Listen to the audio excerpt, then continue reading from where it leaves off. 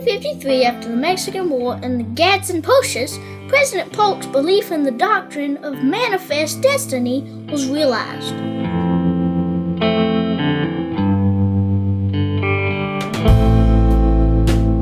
James K. Polk was the 11th President of the United States from 1845 to 1849. He was born in Mecklenburg County, North Carolina, in 1795.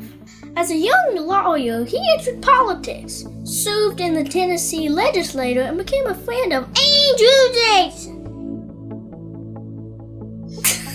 He served as Speaker in the House of Representatives between 1835 and 1839, leaving to become governor of Tennessee. In 1844, Martin Van Buren and Henry Clay were going to go run for president. Even though Henry Clay and Martin Van Buren were against each other, they both agreed that they did not want to make Texas a state because Mexico said that they would declare war if the U.S. tried to include Texas in the Union. Polk, however, publicly proclaimed that Texas should be re-annexed and all of Oregon reoccupied.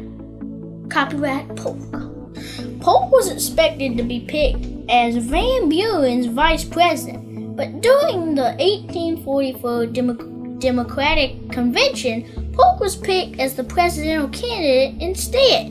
Since most people had never heard of James Polk, he was called the Dark Horse Candidate.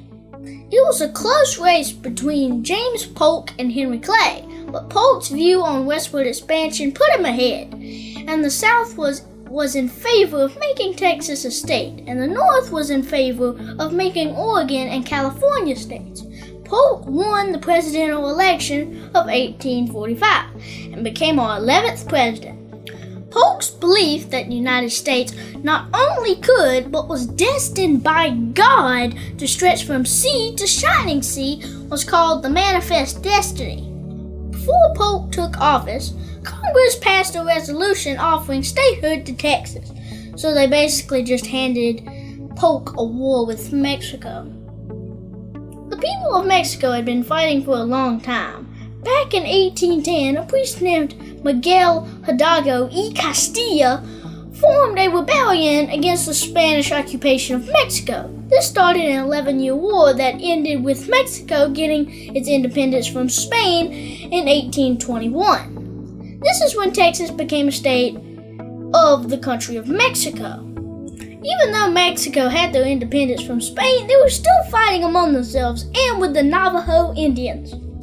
Mexico allowed American settlers to live and trade in the state of Texas, but once there were more American settlers than Mexicans living in Texas, the Mexican government began to be suspicious of the settlers and started accusing them of being spies and selling guns to the Navajo Indians, who were constantly fighting with the Mexican army. The settlers in Texas started to disagree with the government of Mexico. In 1836, they declared their independence from Mexico and formed the Republic of Texas. This is when they fought several battles, including the Alamo. Sam Houston became the first president of Texas. Texas joined the United States as the 28th state in 1845. Mexico didn't like that the United States took over Texas. There was also a disagreement over the southern border of Texas. Mexico said the border was at the Nueces River, while Texas claimed that the border was further south at the Rio Grande River. President Polk sent troops to protect the border, at least the one at the Rio Grande. It didn't take long before Mexican and U.S. troops started shooting at each other. And on July 7th, 1846, the United States officially declared war with Mexico. The Mexican army was led by General Santa Anna, who also had fought in the Alamo. The U.S. Army was led by General Zachary Taylor. General Taylor's forces fought an early battle at Palo Alto, where the Mexicans were forced to retreat. Then he went into Mexico fighting battles at the city of Monterrey and a mountain pass called Buena Vista. At the Battle of Buena Vista, Taylor and his small army of 5,000 men were attacked by Santa Anna and his 14,000 Mexican troops. They held off the attack and won the battle even though they were terribly outnumbered. Even though General Taylor was doing a good job, President Polk didn't trust Zachary Taylor.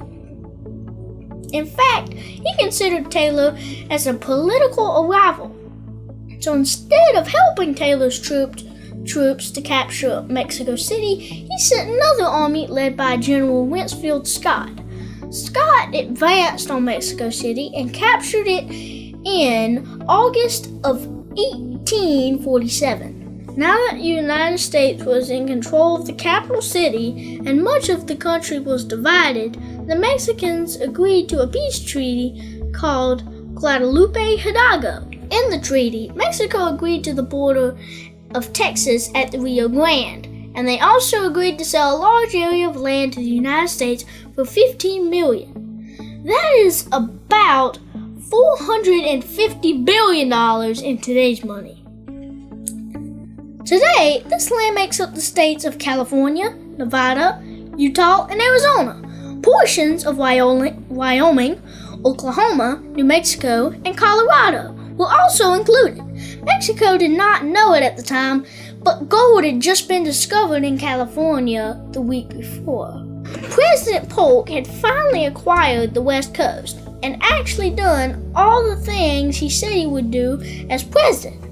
But his time in the White House left him exhausted. Even though many people wanted him to run for a second term, Polk refused. So, in 1849, Polk stepped down as president and left the White House. 3 months later, he died of cholera at his home in Nashville, Tennessee.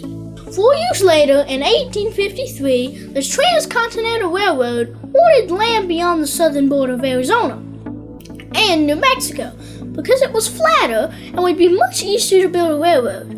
So the U.S. ambassador to Mexico, James Gadsden, arranged the purchase of the land from Mexico.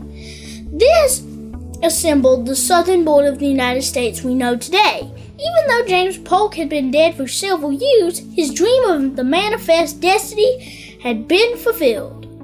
I hope you've enjoyed these facts about James Polk and the manifest destiny. Click over here or somewhere over here to go to the playlist of all the other videos in this series. Click over here to subscribe. Bye!